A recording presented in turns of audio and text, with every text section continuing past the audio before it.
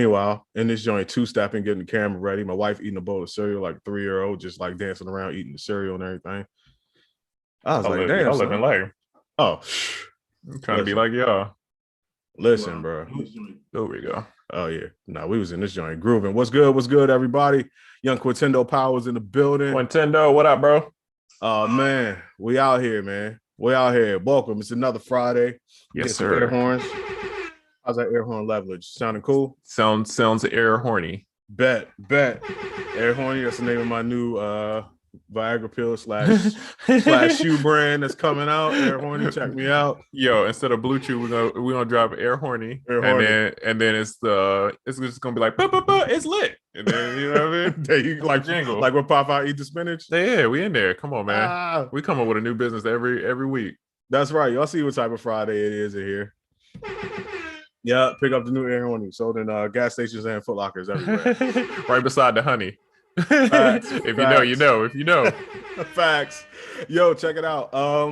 So before we, I guess as we start the show off, I always got a question on Friday. Below in the chat, put the first song that made you want to produce. Yeah. Dang, I'm trying to think, bro. Yeah. It's a really good question. And even though it was posted on my page this morning, I have yet to think of the actual answer myself. Yo, I think B-Man's in here. You might have to help me, dog. Oh, yeah, he might know. Because he would, if anybody would know, it would be him. Golly, I don't know, bro. Yeah. That's a tough question. Man, so as people put their joints in here, I have a life observation. Yo, women are hella perceptive, right? So I told you I'm in this joint jamming. Before my wife came down, I'm listening to, had the Mary J on, was listening to I Can Love You with Lil Kim. You know, lyrics, I can love you. As I told you once, told you twice. Wife comes down, what's up with this song? What you playing this joint for? I'm like, wait, what? You know, as a man, you kind of stuck on stupid. Who is she? But you kind of stuck on stupid, like, wait, what's going on here? Like, what's up with this song? I'm like, yes. Pick your jams carefully, fellas. Oh yeah, don't do that. Yeah, no, we was having a good time though, man. What's that joint? And I wish I never met her at all. You can't play that joint either. Ooh, nah, you can't play that. Yeah. Oh, nah. You definitely can't play that. Oh, it's over for you. It's over for you. But that's all right. If you come in and she playing some Joe. Ooh. Yeah, you know what time it is. Joe is the Dirty Mac king. Let's just put that in the books as being official. Joe was the first and the worst Dirty Macker on vinyl ever. Every song my man ever had was snitching on another dude to try to get his current girlfriend. All the things your man won't do sounds like such a sexy song until you start realizing what he's saying. You like this? How dare you? Yeah, if she didn't walk away from him at the point where he's talking about making her mother scream, she was trash too. Yeah, man. But Joe, for the record, worst Dirty Mac ever, bro. Yeah, he's up there with, he's in the Hall of Fame with Future. Like he up there. Facts. She's like, yo, my man is right here next to me. I don't care. All right, so just be man. He chimed in. He got this joint. All right. Oh, we got a few good ones. So let me go to the top so I don't miss nothing. Facts. So we got a A-Rap beat battle by Tropic. I'm not mad at that. That's different. That's fire. That's hey, A-Rap, dog. Them videos was going viral. Oh yeah, for sure. The Power of Love, Celine Dion. Hey, I ain't mad at you, cuz. Oh, we got some interesting answers. That's fire. I gotta go back and listen to that joint. I bet. Pete Rock. Yeah. Not mad. That's a person though. What song? What Pete Rock song? Missy Elliott, Work It. That's a great one. Okay. That's a great one. Let's see. Hey. Shout out to whoever just copped something. Facts. Zaytoven making a beat made me want to make beats. Damn. That is very Zaytoven is a very entertaining like video beat maker. Like is you know how some people are just like kind of sitting in front of the computer, like Zaytoven is like playing, look like he going crazy, like going super Beethoven, you know what I mean? Then he gonna do the drums and he like slapping the MPC. Facts. You know, I can see how that could pull off. Let's see. Never inspired by a song, just had interest in music, but Tyler the Creator heavily inspires me. That's fire. Okay. All right, let's see. I would say maybe that Game documentary album, bro. Me and B Man used to play running nonstop, bro.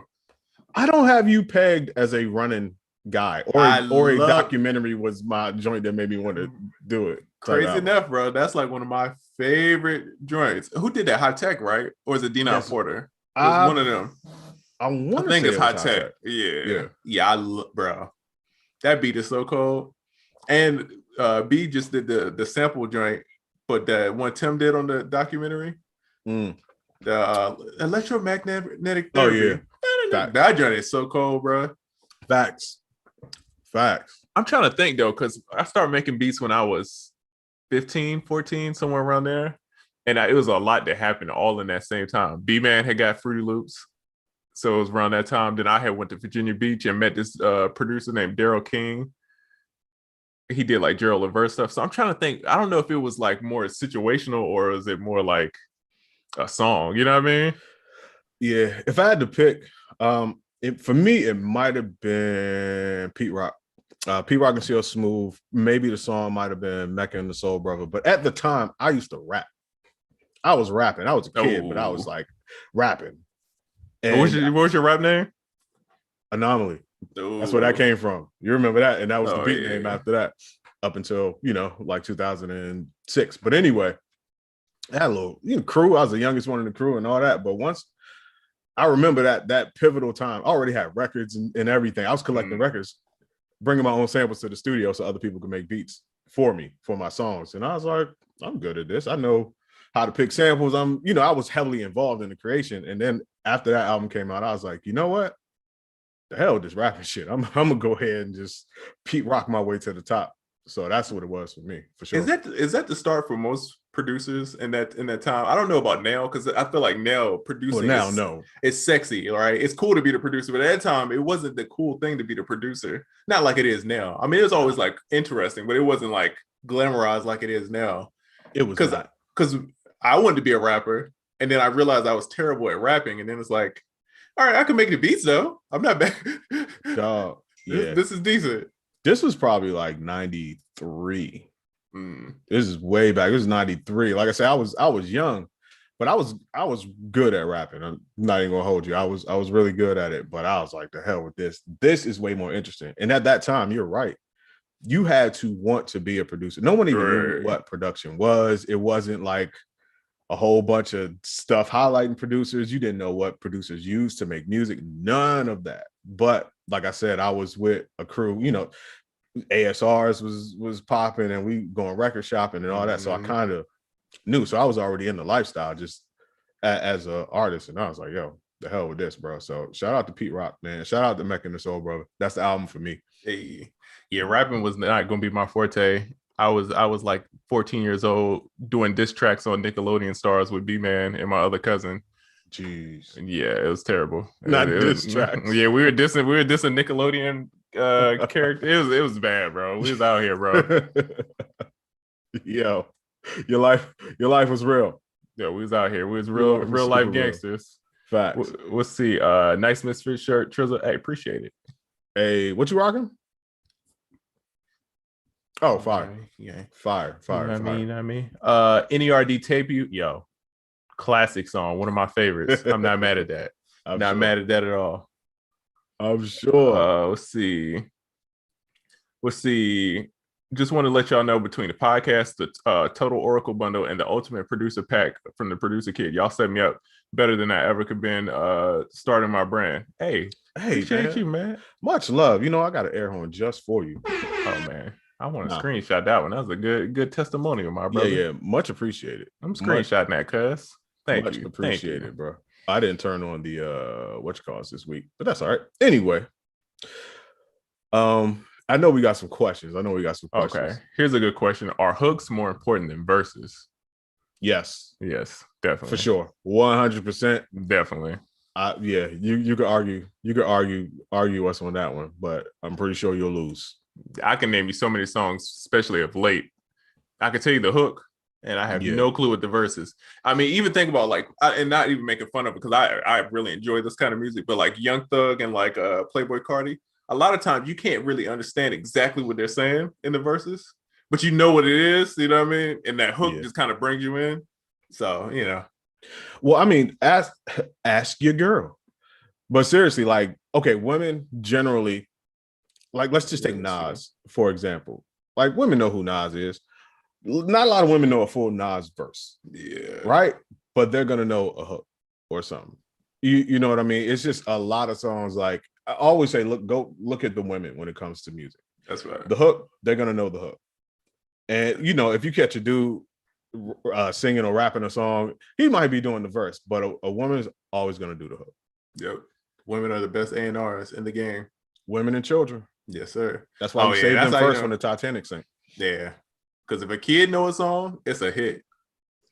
No, my daughter kept singing this song, and I'm just like, yo, what is she singing? I know the song. Bro, she was singing Bobby Brown every little step I take, and I couldn't figure out how she knew that song. Wow. Dog, and I'm just like, why are you singing this, dog? Like, where did this come from? Was that the song that inspired her to start walking? No. They should. They need a Kids Bop version of that. That's the Eye of the Tiger for kids learning how to walk. Facts. Let's see. B-Man says, is Cassidy continuing his career making beats? Dang, what happened? I ain't seen one of them joints in a minute. Yeah, that was good laughs though. I ain't gonna front. Yeah, my man had thorough confidence all over, man. Hey, you know you like those joints. Yeah, I still remember that beat to this day, bro. Stuck in my head. There you go, Cassie with the hey, yo, how long is that blunt gonna last? Right. Good God, bro. That ash was not falling for nothing. What is that, tar? That joint is not going anywhere. My dog's smoking the front woods, not even the backwoods. It's the front. It's the front woods. I'm not messing with you. Wait, someone says, besides price, what are the deciding factors for jumping into a lower version of Live or Live Suite? We're talking about Ableton for those who may not know. Real quick, to me, I don't know. I don't know. I forgot what the Suite has versus the lower versions, besides the sampler instrument, which is useful too. I'll say this: if you can go for the Suite, go for the Suite. I don't know what the difference is, but I'm pretty sure if I use the lower version and I went to go do my normal live thing, I would immediately run into damn, this is not here, or damn, this is not here. I don't know exactly what it is, but go for the Suite if you can. I think it's what is the sampler and operator, something else, right? The amount of tracks. The amount of tracks. If you're using like the super entry level joint, I think you only get like 8 tracks or something like that. I don't really know what it is, but I do know the Suite is the way to go. If you have to go with a lower version, I would go with a lower version with the thought in mind of I'm going to upgrade. Not like, all right, this is the version I rock. Like I would upgrade if I were you, because something's going to come along one day and you're going to wish you had it. Thanks. Let's see. Tim C. Key says, what was the point you decided to get into sound design? Joe, I don't really know. There wasn't a deciding point. I just used to make a lot of sounds and have a lot of samples just because I made a whole bunch of beats. And I think I even said on here before, it wasn't until I met with Polo that first night and he inquired about getting sounds from me. I was just as confused as anybody. I'm like, wait a tip, Basil. Right, like, no, it's about the beats. He's like, no, you got some crazy sounds. And by then I just had years and years and years of it. So it wasn't really a deciding thing. It was it was born out of necessity, really. Right. Yeah. So yeah, born out of necessity from 96 on. Yeah. I feel like for me it was because I met Oracle, because I was just making beats, and then I'm looking at it from a business standpoint, like, I do kind of. People always hit me about sounds and stuff. So it's like, oh, okay. And then I learned some tricks from the young guru. You know what I mean? Hey. You know what I mean? And then we was in business. Listen, man, there is more than one way to skin a cat. When it comes to beats, and we talked about this before, you are a producer, but don't overlook how many other jobs or opportunities you can have just based off of your skill set. If you just take the thought process of making beats for artists and just apply them to different things, you could be dope. Wait, can I tell a story real quick? Because this Yes, reminds me of a sir. story. So do you know where karaoke comes from? I was going to say Japan, but no, you are absolutely right. Actually, yeah, karaoke comes from Kobe, Japan, where the Kobe beef and all that comes from.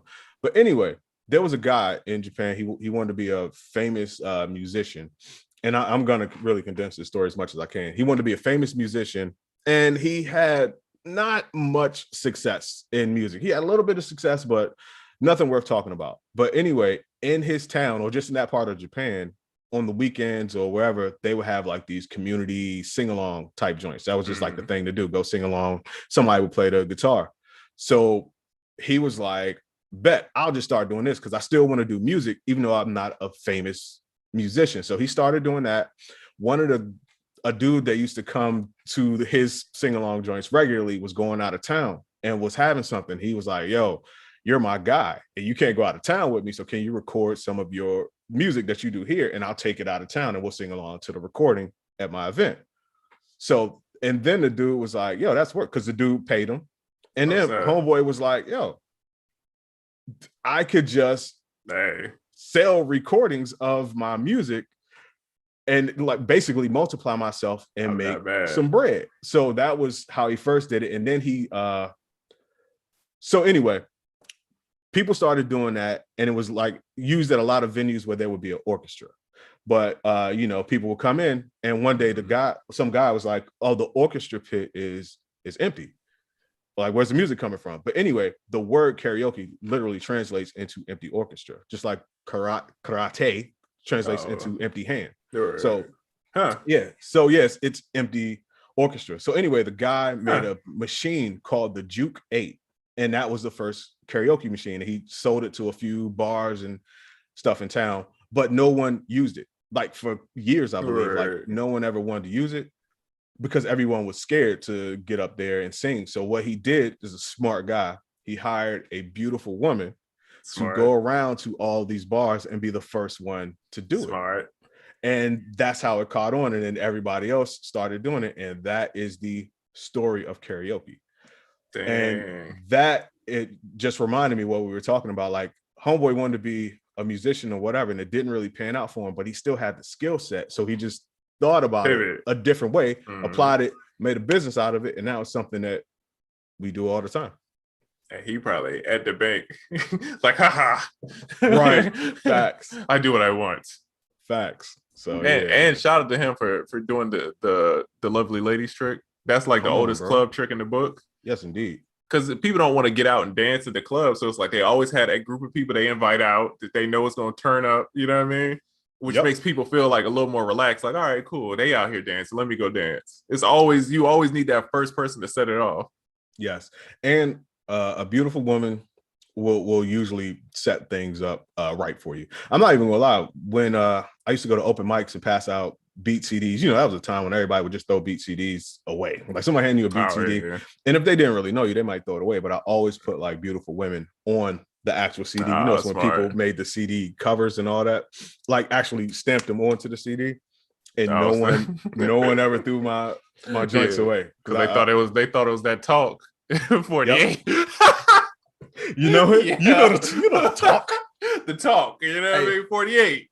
What number did the talks end on? I don't know. Did they end? I don't think they ever ended. That's crazy.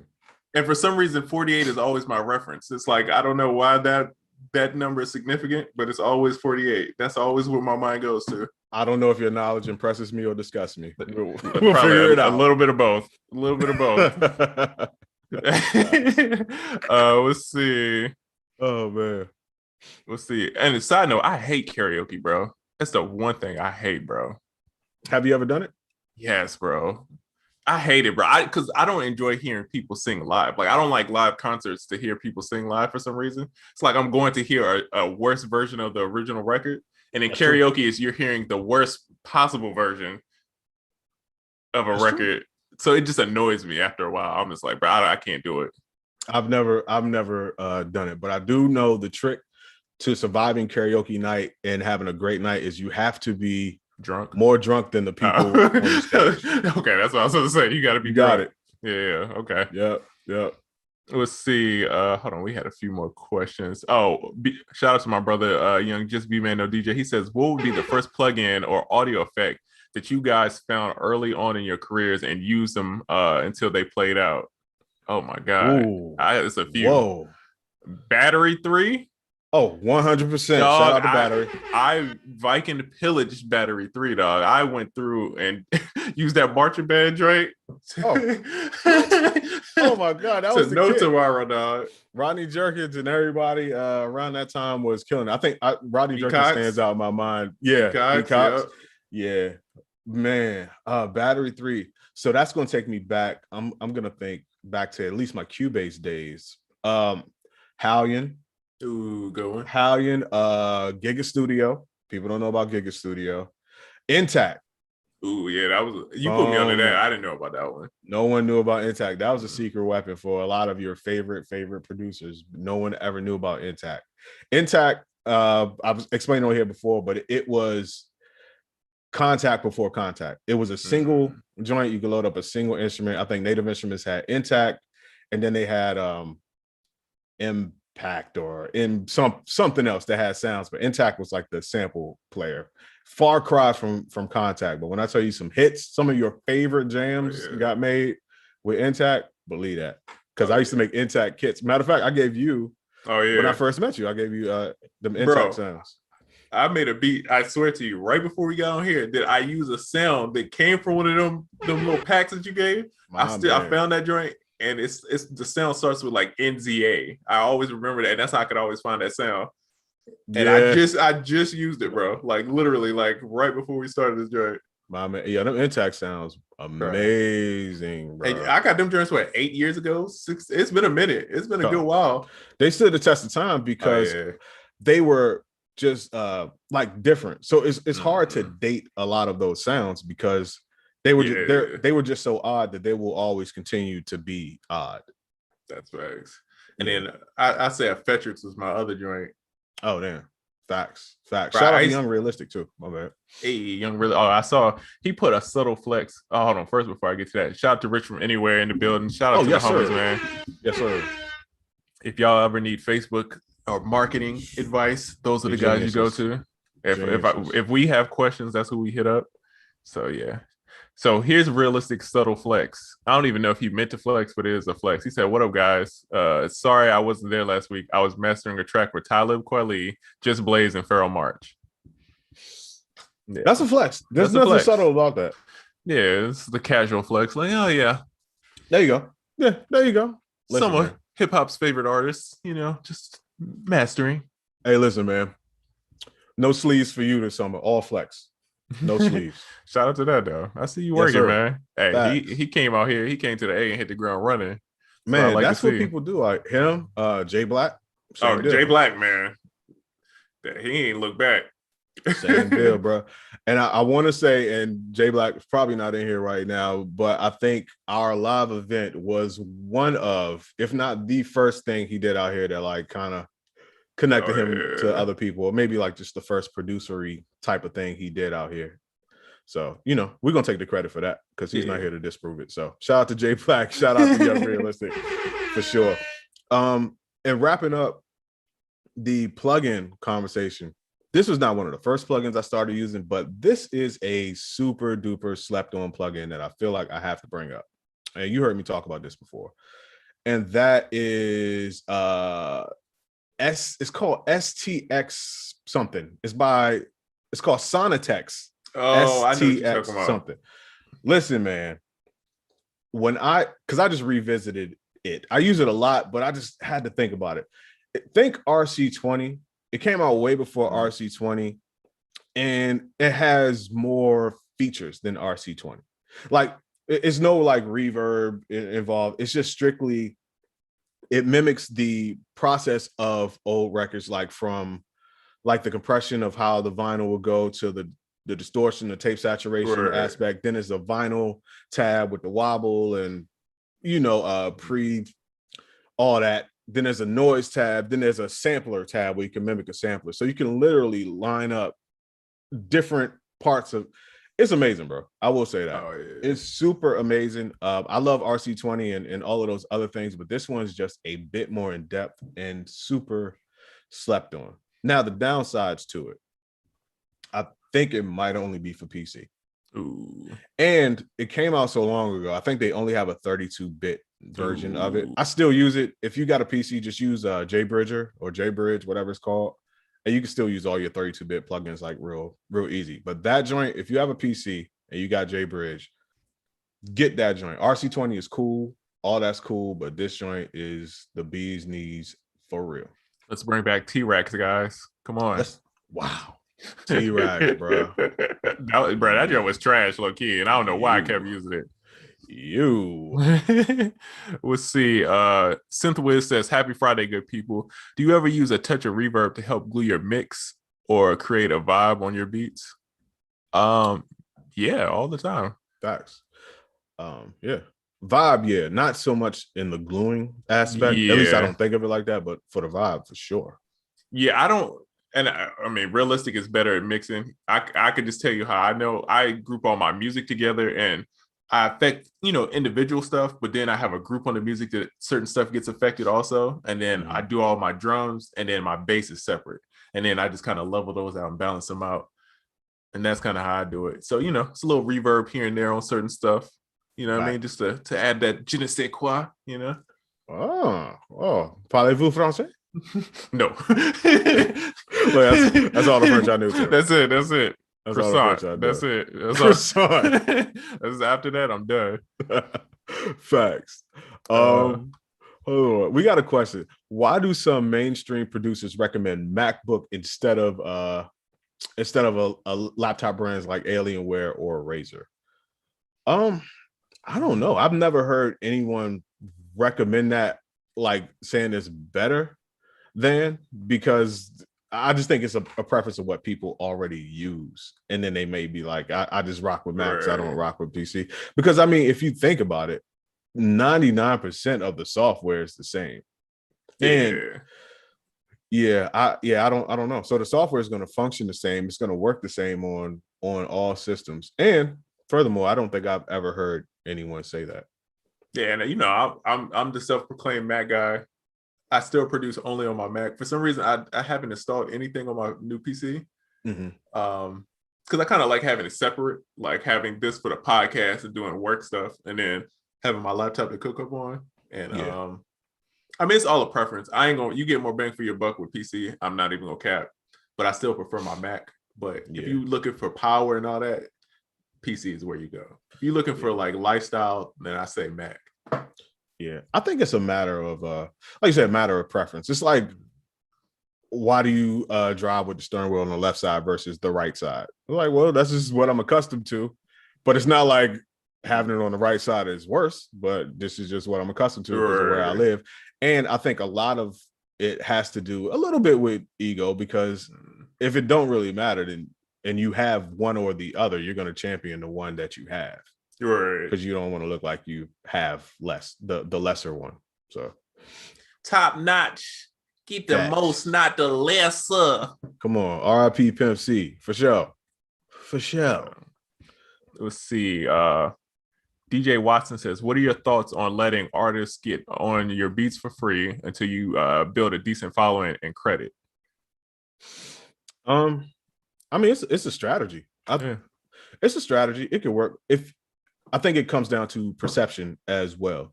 And not saying that you're thinking like this, but the way the question was kind of framed, it's like, it's more towards the free, the giving away the beats for free.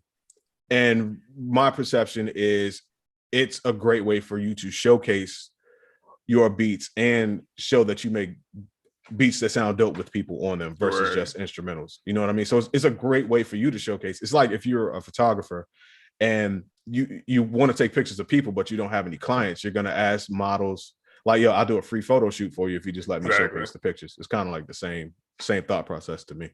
And it's crazy because I had just watched this video earlier.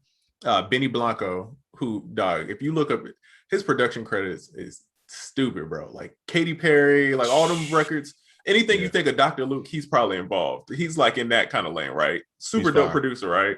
And he was saying how all the projects he did for free is what opened him up to work with like The Weeknd and Justin Bieber and all that, because he would do projects with his friends and they would get this following, and then people would like, you know, be interested in his production from that. So I would say it's one thing to give away free beats, but give away free beats to people that you like rock with and like you want to build with. Right. Like my homie Cam, right? I talked about it. Cam just signed to Motown, put out his project. I wasn't expecting anything from any of those records. I just did it because I believe in Cam. I enjoy making music with Cam. So it's like if I make something, send it to him because I like hearing what I get back. You know what I mean? It's always a good vibe making music. I didn't expect anything from it, but he got a situation. You know, more stuff is coming out now. And Yes, it was just off of love. You know what I mean? So if you're building with somebody, it's one thing. But I wouldn't just be like, I mean, I guess you could just pass out free beats to whoever want them and then hope something stick. But I just feel like it's a lot of hope. You know what I mean? Yeah, you should definitely do it with a strategy in mind. If you have a plan and you have a strategy, that'll give you some type of guidelines of who you give free beats to, and B, tell you when to stop or when to shift your strategy once a goal is met. Real quick, I'm gonna dish out some air horns here. First of all, shout out to Cam Wallace, who you just mentioned. Hey, that's the homie. Shout out to Cam. Congrats on the deal. Also, man, shout out to my guy Will Kahn in here from Burrow Audio, man. Shout out to Will, man. Hey, yeah. Burrow Audio, dope company. I got to chop it up with Will over the last maybe month or so. Great guy, man. So shout out to Will, man. Oh, and shout out to Ponzu in the building, man. Shout out Ponzu, what up? The broski. But yeah, yes, sir. And you could do both, bro. You could do the free beats and you could sell at the same time. Yeah, for sure. Why not? For sure. Wait, we had another question. I saw that it was good. All right. This is a good one. A lot of people might feel this. Why do artists feel like they have the right to lowball us as a producer when it comes to paying for work? Don't they realize that the producers are the gatekeepers? Name one person that has a platinum a cappella album. I'll wait. Okay. Shy? No. Maybe Bobby McFerrin. Bobby McFerrin might be out here rocking. You never know. But I'll say this: as a producer, when people, even back when people would try to like lowball me, and not saying that people wouldn't do it now, but I went through a whole just gauntlet of years of just lowballing. I got to realize that it's not personal towards me. They would lowball any producer. And why? Because they just lowball things in life. So when I see artists like lowballing, I don't feel like they're just trying to get over on me as a producer. I'm like, you just don't know the price of things, or you're just not willing to pay the price of things. And I can deal with you or not deal with you according to my discretion. But I wouldn't really take that personally. Don't think that they just lowballing you and they not lowballing everybody else in life. Sure. A lot of times that's just indicative of the person's nature. And I'll say too, I feel like, okay, one, the music business, right? It's hard to make money consistently off music, right? So if they're investing out of pocket, they're gonna be as cheap as possible, because that's how a lot of people are, especially coming up. It's like everything's out of pocket. Two, and this is a slippery slope, so I'm not dissing producers, but again, it's got to be some kind of rate control with beats, right? Because I feel like in a way we've done it to ourselves. You know what I'm saying? Because it's not like, even with DJing, I'll take it away from making beats. DJing, right? It went from, you could get a certain amount in the club for like 4 hours would be like 500, right? But then it would be people who'd be like, I do it for 250. Then it'll be people who do it for 75. So now the market is so messed up with DJing in the clubs, I just don't even try anymore, because it's not really worth the time. Because unless you got a name and you got all this other stuff, you got to really finesse to get your rate that you deserve, right? And I feel like the same thing with beats. It's like, till you have that name and until you have some kind of validation, it's going to be hard for you to get that number that you want to get, because it's somebody selling the same beat for $25 and there's somebody selling the same beat for $10,000, right? And the difference is their brand, you know what I mean? So it's like, it gets difficult, you know what I mean? So I just feel like and I'm not mad at people selling beats for cheap, because I get it. I just feel like it's got to be like a starting point. Like with DJs, it's like, all right, $200 is a starting point if you're a beginner, and then we're gonna go up from there depending on, you know what I'm saying. And I don't know how you would enforce that. I don't know how. It's always gonna be somebody that's gonna undercut, but I just think that's kind of what's messing up a lot of the stuff too, of why people don't respect it. You're right. Undercutting is real out here. No shout out to the undercutters. But so do you think that there should be like a minimum that producers should sell beats for? And then we just all like universally agree to that across the board? I mean, in the ideal world, yeah, but I don't think it'll ever happen. You know what I mean? It won't. Yeah, I don't think it'll ever happen. Because let's say go ahead. No, I'm just saying, I do think that plays a part in why people don't want to pay for beats like that. Like if you tell certain artists like $3,000 for a beat, which is good for an independent artist, right? That's a decent price, right? Like we call them brown paper bags. Like, cool, you get $2 or $3 grand off a brown paper bag. That's a cool little come up. Nah, it's a reason why only certain artists want to pay that, because to everybody else is like, yo, I've been paying $100 for this. Why would I pay? You know what I mean? So the value is like so off. It's like books. A book could be $5 and it could be $200. And it's like, you know what I mean? It's like nobody knows the true value of a book. It's all the other stuff, the marketing and what's inside. That's a fact. That is a fact. Yeah. I don't know. But I will say undercutting has run rampant. And I feel like I'm going to rant. And I feel like its production is changing, because it was at one point like you're paying to get in the studio with the person and the guidance, and that was like why people would get that price. But now if I'm just sending the beat and all I gotta do is send the files, and it's different. The price is gonna be a little different. You know what I mean? That's a fact. That is a fact. Yeah. I thought we had a question here. This is actually like a job application. What'd they do? What'd they do? so when do you want to work? I'm like, wait, what? Oh, okay. Yeah. All right. So let's just say that there was a universal minimum price for producers. In the chat, put what you think that universal bottom line price would be. Yeah. And this is it's really tough to say, but it's just a fun exercise, because another thing too, I think as producers, we don't think about what our price is until we're faced with the opportunity, a first opportunity where someone asks you how much you charge. Right. And then it's kind of like a scramble. Like, damn, I don't know. I'll get back to you. Let me do my research. When I just think as an exercise, or just to have some type of self-awareness, I think it's a question that you should ask yourself in the beginning and frequently as you grow. Like, what's my bottom line? Yeah, see, we got a good range: $50, $250. Let's see, probably based on the overall market price range. Not bad. 25% points. Oh no. Yeah. Oh no. Hey, I can get you on the back end. Pause. Hey, it's someone who did the points thing. Them points ain't all it's chalked up to be. Well, that's someone right there who's obviously dealing with major artists. Well, yeah, artists but even with the major ones, dog, like unless the song is doing a certain amount, that back end ain't gonna be. Do you know what I mean? The back end is usually trash nowadays, and you gotta wait so long to get it. That's like 9 months out. So it's like, you know what I'm saying, 6 months out. So it's like you incurring all these costs to wait for that. You know what I mean? It's like, yeah. But when the back end is good, when it's good, it's great.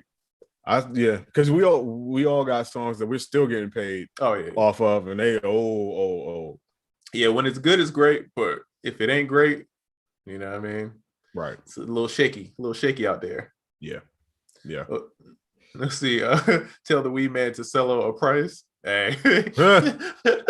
You seen the memes? So it's like, when did everybody collectively say Zaza and Runts? Right, got Zaza and got Runts. Like, wait, what? Right. That's hilarious, dog. Yo, yeah. I wish. Yeah, I'm like, come on, man. Everybody, all y'all? Everybody. It just really. Yeah. That's green. That's brown. That got C's. That's premium, but it's all Zaza and Runts. Okay. Let's see. $100 per beat minimum. See, I'm not mad at how far up they go. I just feel like it's got to be some.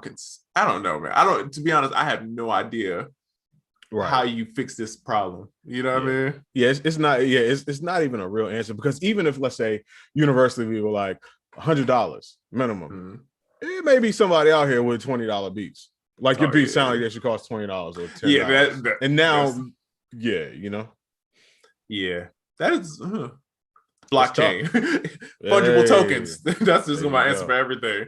Anything I don't know is blockchain. Hey, try your hand. The market will let you know what you're worth. That is facts. You know. Let's see. Smoking Aces, what up? If I'm selling Oracle or Trizla, I'm selling beats for 1,000. Shit. Okay. All right. Hey. I feel you. I might have added on a little bit more. But, listen, I was like, hey, okay. 02. You know what I mean? Yeah, throw some zeros, some commas. Yeah. That's hilarious. Somebody said I would never call weed from Zaza. Y'all crazy. All right. We had another question. And y'all had some really good answers there. All right. What type of lighting would you recommend for your home studio to help with the vibe? Ooh. You know what? I will, after this show, I'll put in my stories. I have a whole lighting page of the lighting that I use. But get you some strip lights. Get you some strip lights. And the key is, for me at least, my strip lights go around the back of my desk. Fire. One thing I do know about strip lights, you should not ever see the lights. Fire. You should see the effect of the lights, but don't ever see the lights. The light behind me that's shining on the wall is actually a floodlight. And Trizza, you put me onto this brand of floodlights. That one right here. Oh, there it is. Yeah. And not a smart plug, you know what I mean?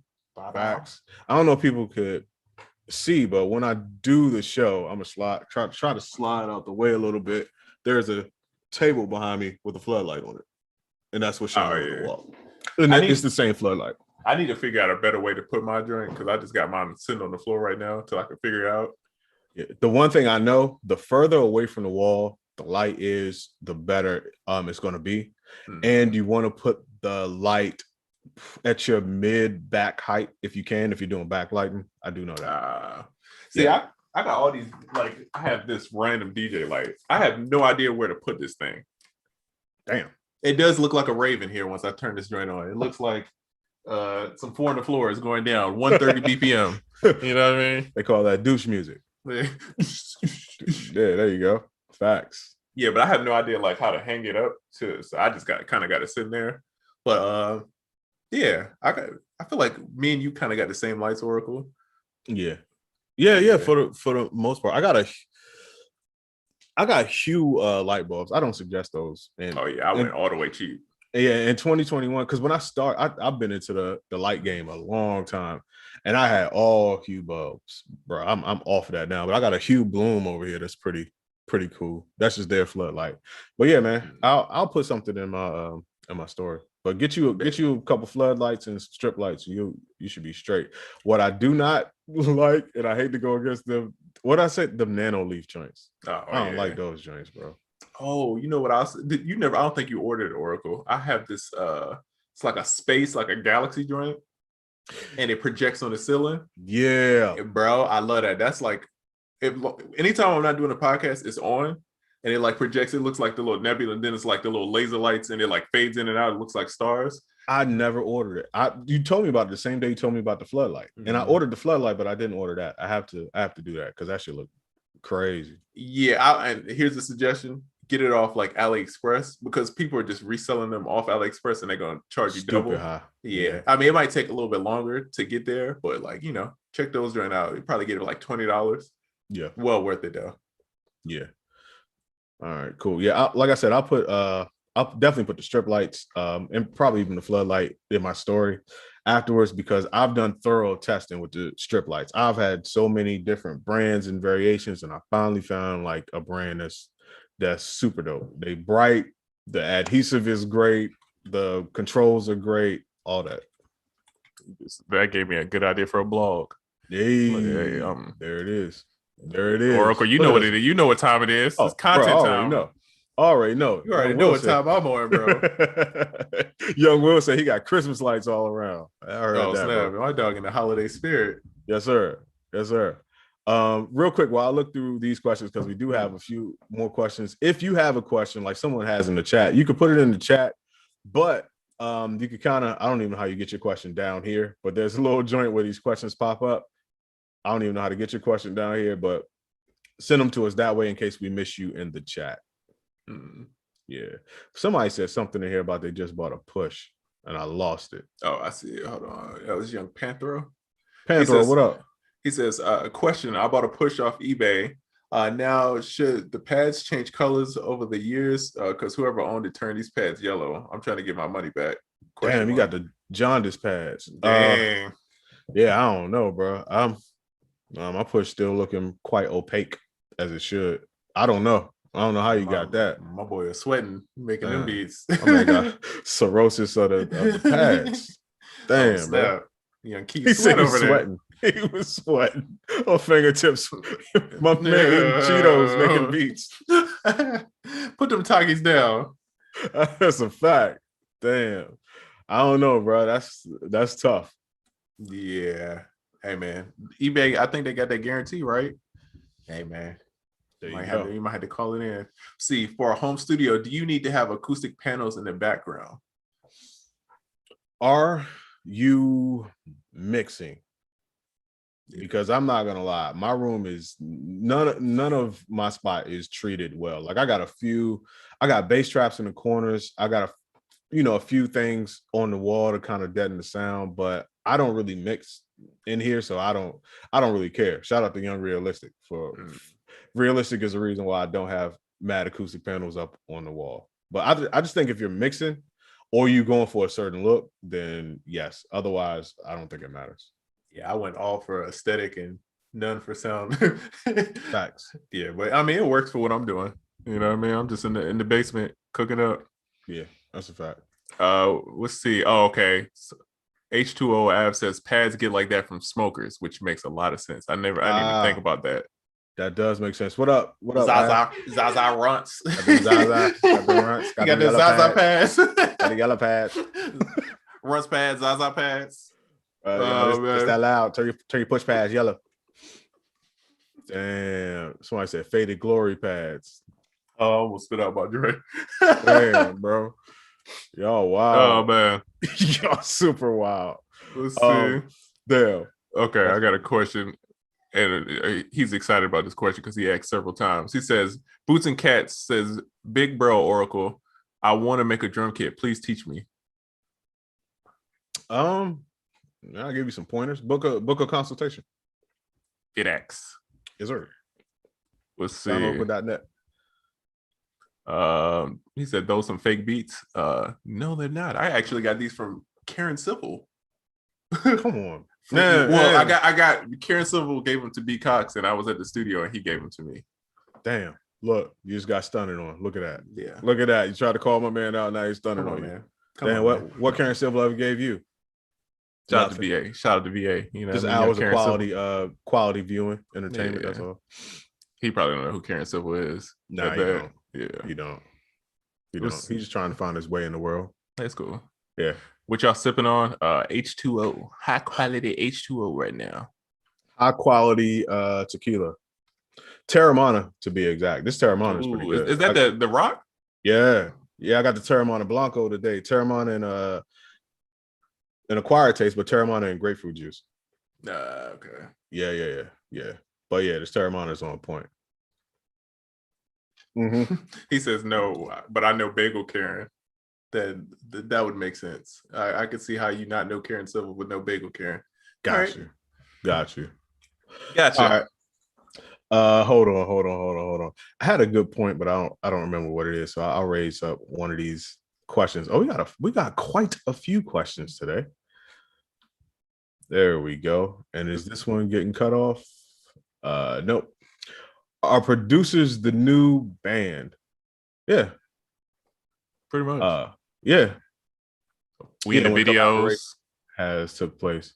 Yeah. Oh yeah, 100%. That's one of the benefits to technology, especially when the synth era came in, because before then you had to have a whole band. You had to have a guitar player, a drummer, or this or that. Man, once people start making synthesizers and technology grew, I mean, look at it now. All of us in here are producers. You are literally a one man or one woman band. When you sit down, you do the drums, you do the guitar, you do the this, you do the that. Essentially, you are a one man band. And depending on how you make music, you're collaborating with other bands if you get sample packs and drums and all of that cool stuff. But yes, producers are definitely the new band. And technology even got to a point where, and don't nobody kill me or kill us, because I know you're in the same boat, where you don't necessarily have to be formally trained or know how to play fluently to make good music. That is facts. Yeah, I mean, I'm in that boat, and I know Trezor, you're in that boat too. Yeah. I could trick, if you don't know about music, I could trick you to think I could play. Facts. But if you know music, you'd be like, oh, he's trash. Yeah, anything past that 5 minutes, I'm like, oh, I got nothing. I've exhausted everything that my fingers know how to do.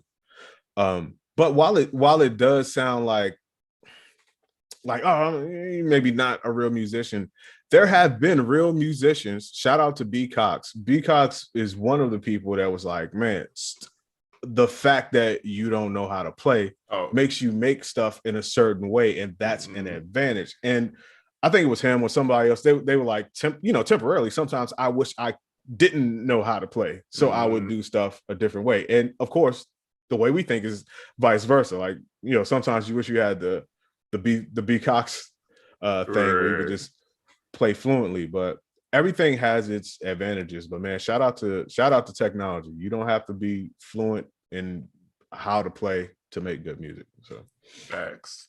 The Beatles weren't formally trained. Dang, I didn't know that. Wow. They was slapping. I heard I heard the drummer was not that great. Oh, I've heard that too. Yeah. Man, that's a vibe though. Man. So, some would argue the second greatest band ever, beside the Migos. That was I know the people get upset about that one. Right. Oh, Realistic, thank you for the reminder. We got some tutorials on the website about how to treat your room. Yep. Realistic got one on there about building panels, and we got a few other joints on there. So check out soundover.net, man. Hit up the blogs for sure. This same guy's talking trash. He said, you guys know nada, or you would be making music right now. Apparently we know something, because you've been listening for the past hour. That is a fact. If you don't like it, get out. Wow. We're not holding you there. Yeah. You've been hugging the balls for a minute, man. You still sticking around, bro. Sticking around. Let's see. Southside said, you can't play my sound. That's facts. Listen, now that's a bar. Facts. I never heard that, but that is a bar, bro. And true. Yeah, that's very true. Super true. But that was a great question, Quintendo. Wait, what am I doing here? Let's see. Oracle, how much for the consultation? I'm not trying to recycle drums. Soundoracle.net. Just hit up soundoracle.net, man, and click on services, and I'll get at you. He said you could tell they weren't trained. You see Ringo's glasses. You cold. That's cold-blooded. I don't even need to see these. I don't even need to see these joints. My dog is in 4D. It's not gonna matter. No, yeah. How much for a consultation? You put that over here too. Boots and Cats got all the questions. Big Bro Oracle. I want to make a drum kit. Okay. Oh, okay. Yeah. Okay. Yeah. He just spammed that drum inside of here. Panther says, you see Steve Stout's did with Apple. So apparently he did a deal, right? Mm-hmm. I don't know exactly the terms of it, but Steve Stout a smart dude, man. So yeah. And it was the United Masters. They they're doing their thing. So I feel like it's good for especially the independent one, artists. I feel like it's gonna open up opportunities. Yeah. Shout out to Steve Stout, man. Yeah. Shout out to Steve Stout. I had a quick thought the other day. It's not really a rant, but it's just something to keep in mind. Like as producers, when you're making music, do you ever really consider like how much of yourself, meaning like your personality or your style, that you put into the music? And the reason why I asked that is because, like, in this day and age, you got, sample packs and drums. You could buy all these things. And if for the sake of convenience or just how you work, you're more or less throwing loops together and doing a whole bunch of things that maybe come from other people. What are you doing, if anything, to put like your official style or your official personality on the beat besides your tag?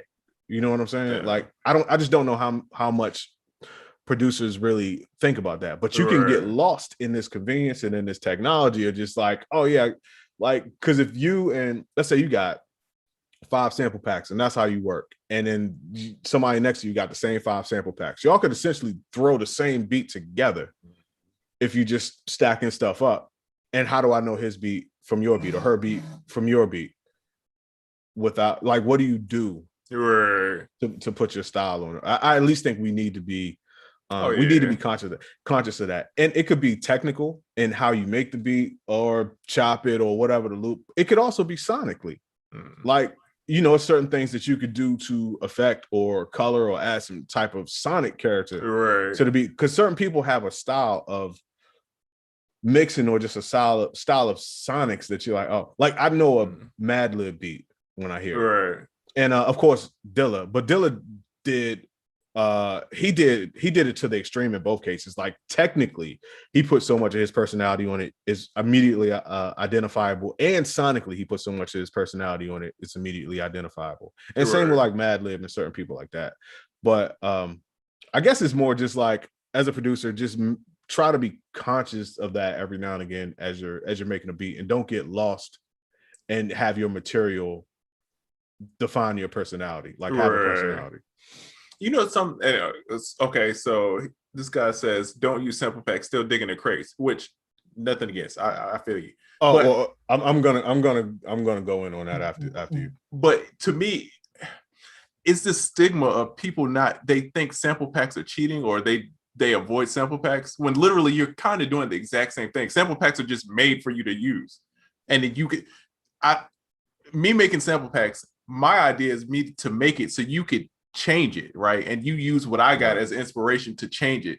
I'm not making MIDI and loops and all this stuff for you just to take it exactly and copy and paste it, right? And I feel like that's where people get the misconception. They get off about it, is because it's like, yo, like, you're supposed to add yourself to this. You're supposed to change it, tweak it. You know what I'm saying? This is a building block. This is a Lego. You know what I mean? So if you want to make a X-Wing fighter, cool. But you could also make a train or whatever it is out the same Legos. You know what I'm saying? Right. And so I just feel like, and not saying that against him. You know what I mean? I'm just saying it just made me think about how people, because I get it all the time on like running ads. People would be like, oh, this is cheating. And I'm just like, bro, but you're talking about sampling a Willie Hutch song of somebody who didn't make this song for you to sample. He made the song to put out, and you're just looping it and putting drums on it, right? I'm giving you something that it's meant for you to chop up. You know what I mean? So it's like, it's just a weird boundary that and I don't know where this producer rule came from, where people have a issue with it. You know what I mean? Yeah, I don't know. I think it just comes from just a limited scope of the whole playing field. Okay, number one, with that comment, unless you have a certain skill set, like crate digging, and I come from a crate digging background, like traveling, thrift stores, dollar bins, all that. So I've done that. I paid my dues there. It's not always conducive to every genre. So to be like, no, you just gotta dig in the crates to whatever. Well, if you make maybe like, I don't know, EDM or whatever, like, that's a lot of that is not really going to be conducive to that genre. Right. Now, I said, unless you have a certain skill set, there are certain people that sample. I'd like to think I'm included amongst those people. But even, let's take it outside of me. Like, look at Tim or just whoever that use samples for different genres. So anyway, digging in the crates, not conducive to every type of genre, not conducive to everybody. Also, to what Trizza was saying, Trizza's absolutely right. Sample packs are just the new crates, or a new form of crates. Imagine if Ahmad Jamal made Swahili Land, but he only made that part for Stakes is High, like that sample. You didn't get the rest of the Right. album because he knew he just did it with the intentions of De La Soul sampling it for Stakes is High. You know what I'm saying? That is what sample pack creators do, and it's very, very convenient. But to make the argument that using sample packs is cheating versus digging in the crates, it's like making the argument that someone bought a bag of shredded lettuce instead of buying a head of lettuce that they were going to shred up. And really, the only person that can have beef with either one of y'all is the farmer who grew the lettuce himself. You know what I'm saying? Because either way, you're using material that already existed to make it into a new thing, which in itself is an art form and should not be shunned. It's a talent, it's a skill, it's very creative in the same way that soul food is creative from what you have on hand to make something that's great with what was considered throwaway scraps. You know what I mean? So I wouldn't shun the art form, nor would I shun anybody for using sample packs if I'm a crate digger or the other way around. Yeah. Big facts. Let's see. Is using drum loops over a melody still production? Yeah, it is. It is. It is. If Diddy, and I'm not saying this to bash Diddy, I'm saying this to big up Diddy. If Diddy cannot play an instrument and still produce a record, you putting sounds together. Now, I feel like you only gonna get so far by just throwing loops together and just hope, you know what I mean? Right. I feel like it's gonna become a point where you have to start, because what people pay for is your sound and your talent, right? You buy a Metro beat because it sounds like Metro. You buy a Mike Will beat because it sounds like that. And if you're just throwing loops together, even though sometimes it'll work, you know what I mean? Eventually, you're going to have to figure out something, even if it's the way you process it, even if it's a way that you cut it, you know what I mean? Just like different stuff, Yeah. It's eventually you're going to have to get to that point. But yeah, you can definitely do it. But I would say Oracle's what is it? Your 3 method? I forgot the name that you gave it. Like how can I make this dope? Yeah, I feel like that's like the greatest like thing. Like, yo, if something's good, just keep like, all right, how can I make this different? How can I make it dope? You know what I mean? And just keep doing that, you'll get somewhere. And it ain't got to be like, it could be removing stuff. It could be like, all right, I'm gonna take this loop and I'm gonna cut these pieces out of it. It's not always like adding and manipulating super crazy like that. Sometimes it's taken away, but sometimes less is more. Right. And to the initial question is putting a drum loop over melody production. I mean, look at some of your favorite songs, depending on the genre and the time period. A lot of songs are simply just that. I can't really think of any offhand. Let me shuffle. Okay. This is going to be kind of a deep reach, but like Ghostface Mighty Healthy, because for some reason that's in my mind. That is the Silver sample with the synthetic substitution break over it. Right. That's what that beat is. But it's a great beat. It's great production. One of Ghostface's best songs, the best beats he ever did. So just taking that example and then multiply that by thousands. There's so many songs that work like that. Even if it's not a break in a melody, there are songs that are just simply a simple melody with some type of drum break over. I did a song with Cam. You brought up Cam.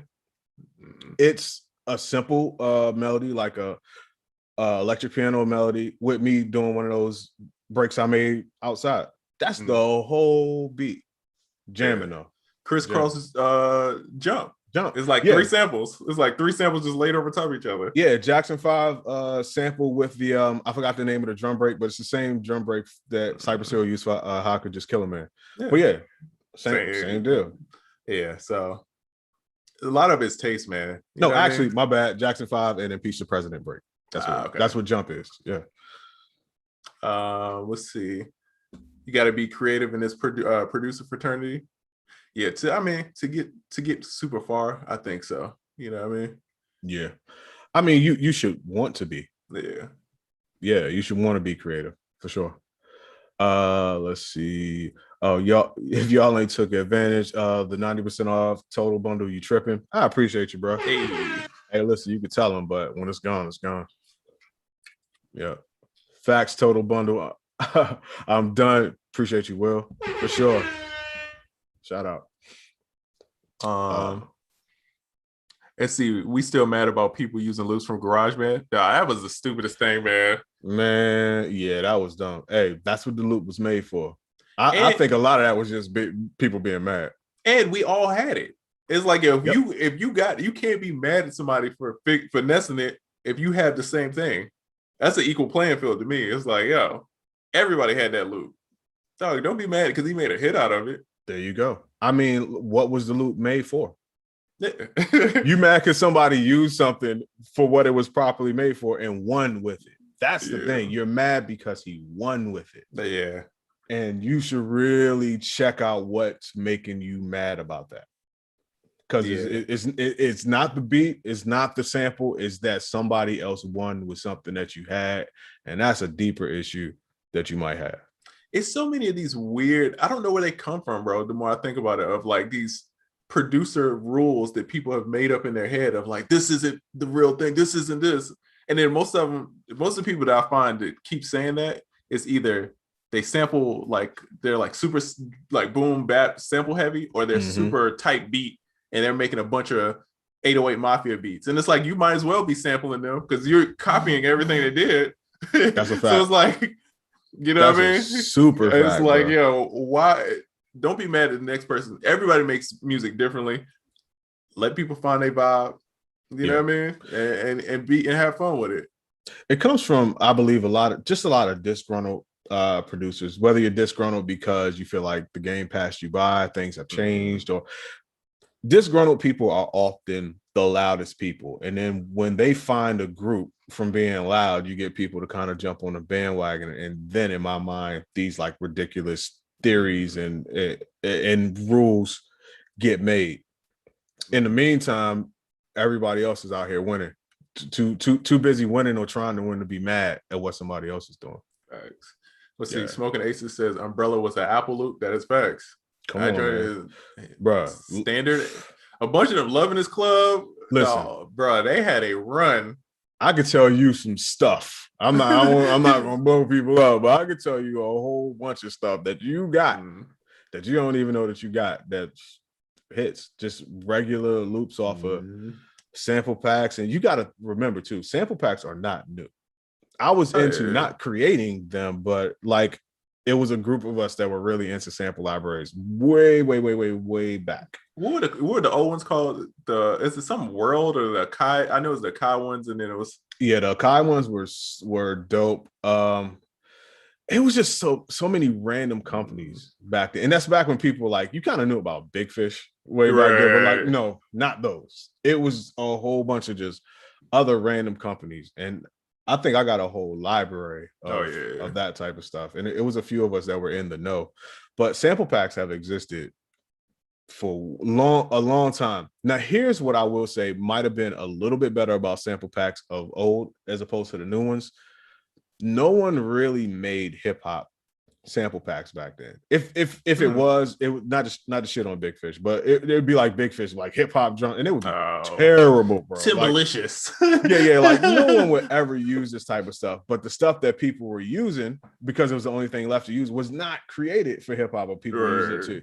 And that's when you take one genre, something that was made for something else, and you bring it somewhere else, and it becomes different. And that's kind of why there was a period of music where shit just sounded so different and so innovative, is because the things that were being used were not created to be used like this. So yeah, man. Yeah. And I got it. Oh, I feel like that's a life lesson in there. Could be. Let's see, East West acid loops. Yeah. Dang. Yeah, not taking me back with them. Somebody said, "Hold up, jealous guys in our town." Shout out to what is that? The Boys, whatever group that was. Jealous girl. It's a jealous girl in our town. That's a fact. People hate saving time, though. Apparently, got to work smarter, and that it's a byproduct of technology. The better technology gets, the easier stuff is going to get. But then it's like how far you could take it gets increased. You know what I'm saying? It might be easier on one way. Like, the stuff that you could do with AI is mine. Me and Oracle could show y'all stuff, and y'all would be like, bro, how does this even, right? But you could be getting mad about it, right? You could be like, yo, this is cheating or whatever, or you could use it as a tool and get ahead. I'm gonna be the one, I'm gonna use it as a tool, dog. If any shortcut that comes up and I can use it to help me, bro, I'm taking it, bro. I'm taking the advantage, bro. I'm not gonna complain about it. Let's go. You know what I mean? There you go. Yo, utilize technology, man. Like utilize it, but don't lose creativity. I will say that because it's easy to lose the sight of the fact that you're supposed to be creative as things get easier for you, because it's easy to just be lazy, because being creative isn't as celebrated as being fast. You know what I mean? Like there's very little incentive to be creative unless you listen to this podcast every Friday and we're constantly like, yo, make sure you're being creative, make sure you're being creative. There's very little incentive to be creative.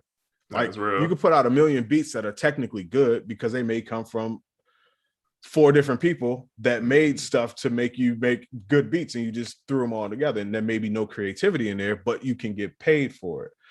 But if you want to be at the top of the top, you take the convenience, you take the technology, and you still find a way to be creative with it and put your signature on it. And I think that's been like the theme of what we've been talking about probably for the last hour.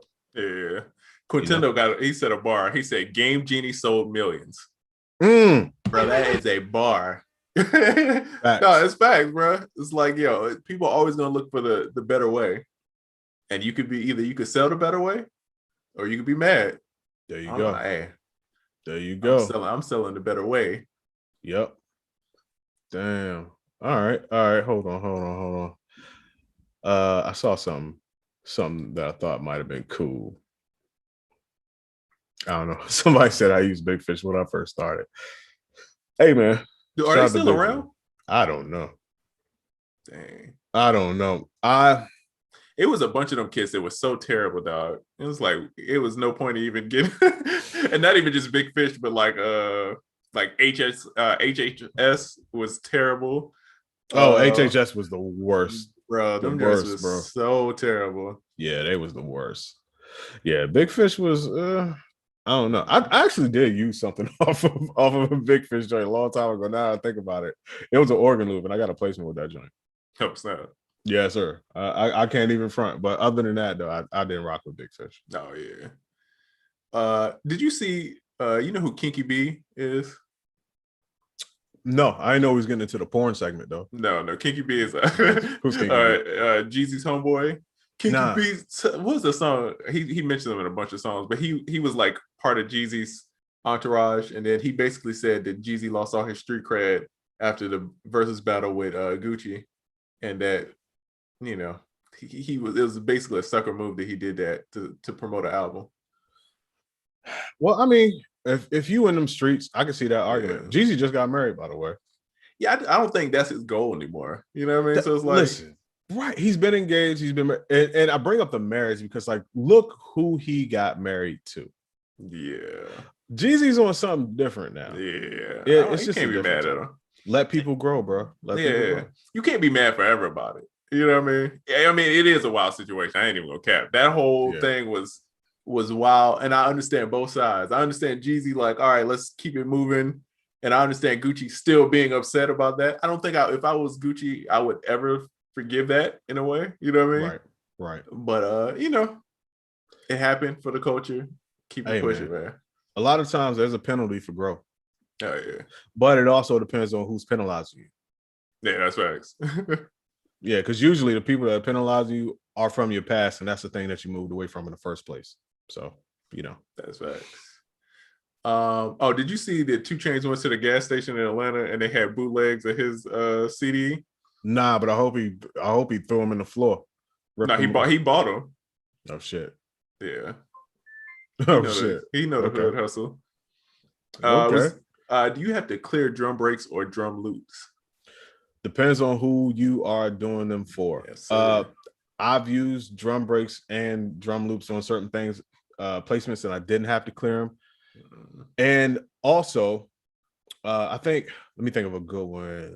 Tech Beats. Me and Tech Beats did something for Saha And I think we used the Power of Zeus break, and they wanted us to clear it. Ooh. So we ended up having to like redo it. But Mm. I've used that break on other things, or other people have used it on other things, and you didn't have to clear it. But like a break like Joe Farrell's Upon This Rock, everyone's used that forever. If you think back way back as far as like Black Sheep Flavor of the Month and a million songs after that. His daughter, I don't know if Joe Farrell passed or what, but his daughter went back and started suing people for using the Upon This Rock break, which is one of the dopest breaks ever. But for the most part, no, because I hear breaks in certain places, maybe even commercials and certain other things. I hear them in places where I'm like, that person didn't clear that. And it really didn't matter. Like no one came after them. So I think it really just depends on the situation and the label and the artist as far as major placements goes. Like if you were working with an artist as big as Beyonce, they're gonna clear everything. Oh yeah, because she don't want to take no chances. Right, but like an entry level artist or maybe somebody lesser known, not really. And I think that's crazy. Even though I love breaks and I love to use them and I love to have to not clear them. I just think that's crazy how drum loops get treated differently than music samples. Yeah, it's nuts, man. Clyde Stubblefield. I was gonna say he would have been a millionaire. R.I.P. Clyde Stubblefield, James Brown's old drummer, funky drummer, and a whole bunch of other breaks that he's responsible for. But I think James owned all that shit anyway. Yeah. But Clyde Stubblefield, say that's the most sample break ever, and just imagine if he got paid every time that somebody used it. I mean, he'd be he would have been a damn billionaire, Let's see. Okay, I got a few good questions. Okay. Tips on how to get better at boom bap beats / hip hop beats. Find better samples for sure. I take pride. I'd rather find in my whole career, I'd rather find the dopest sample that nobody ever heard before that's just crazy versus chopping it up a million times. I do both. I've done both.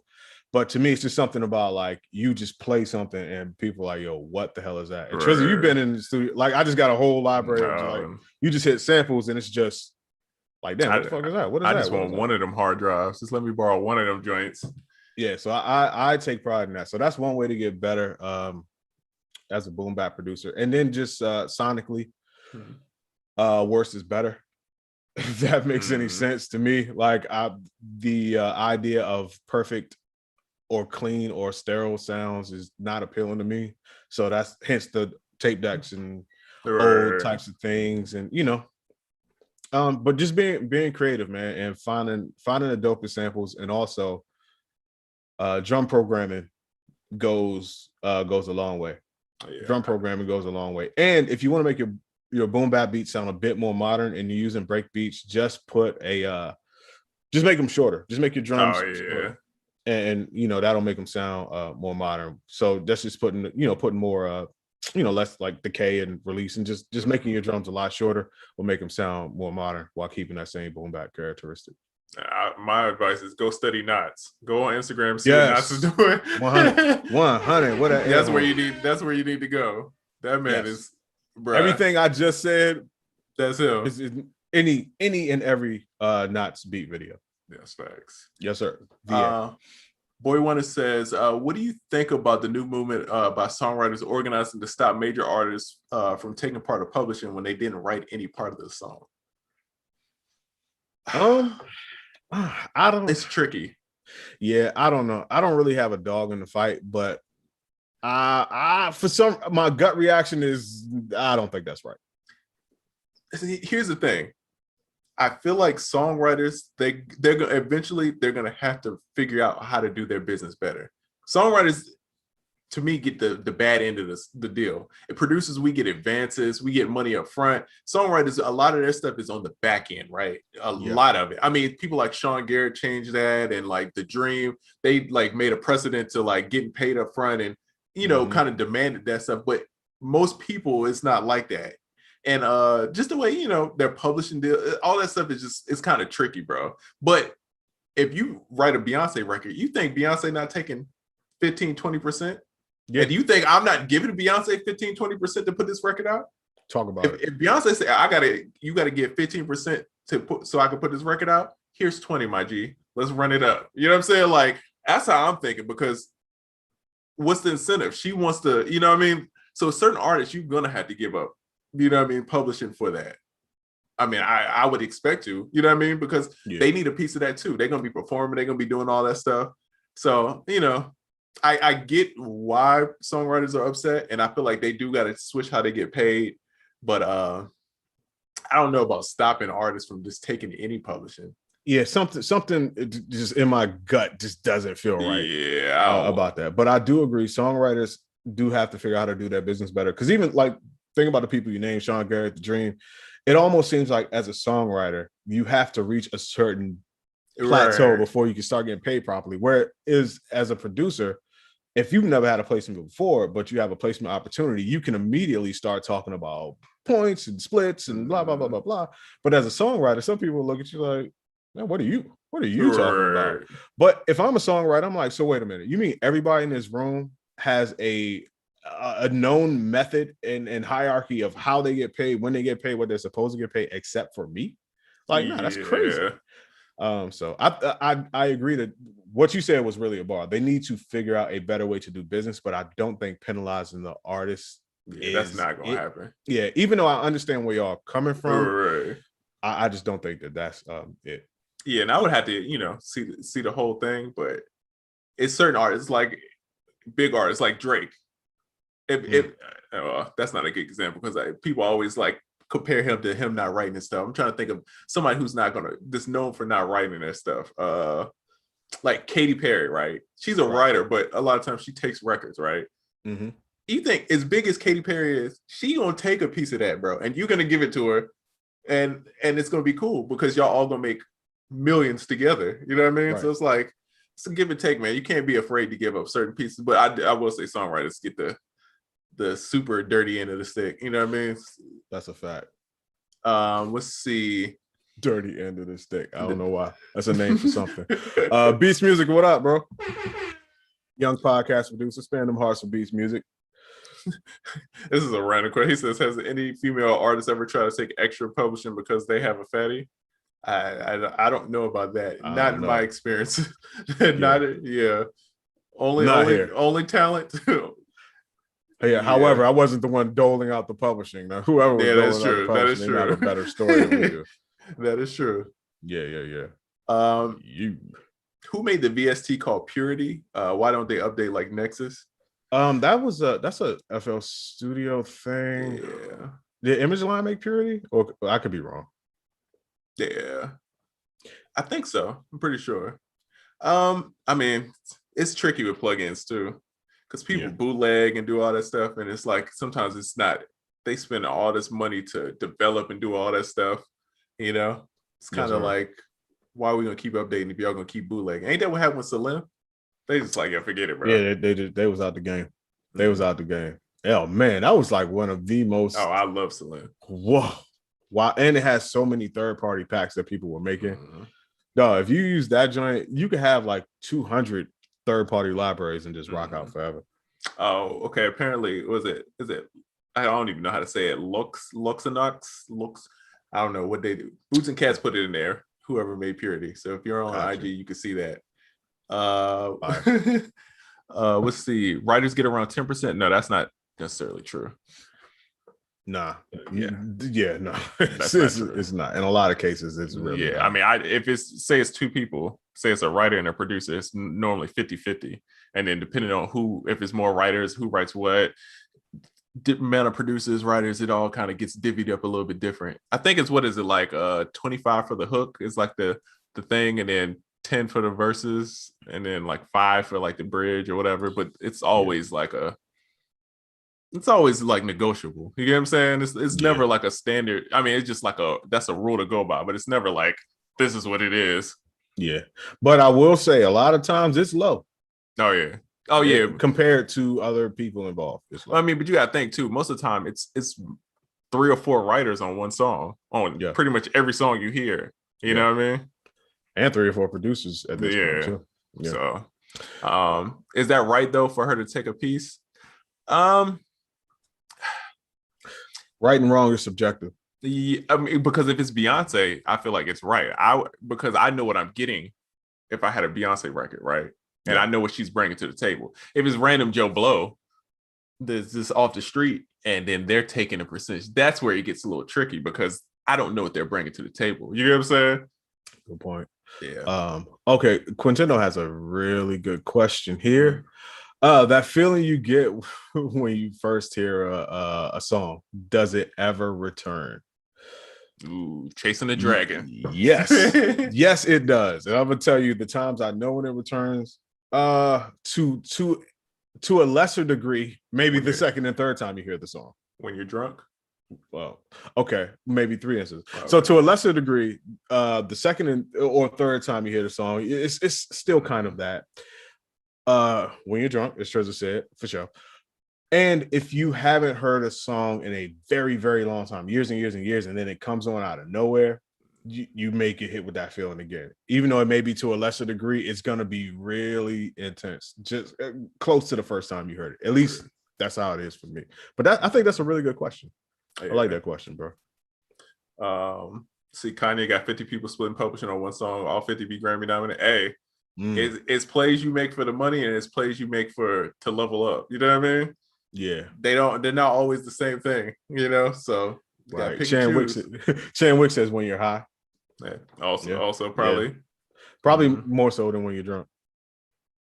Let's see. Have you ever tried the best service sound libraries? There are any virtual instruments that are inspiring you right now? I do remember Best Service. Shout out to them. I have never heard of them.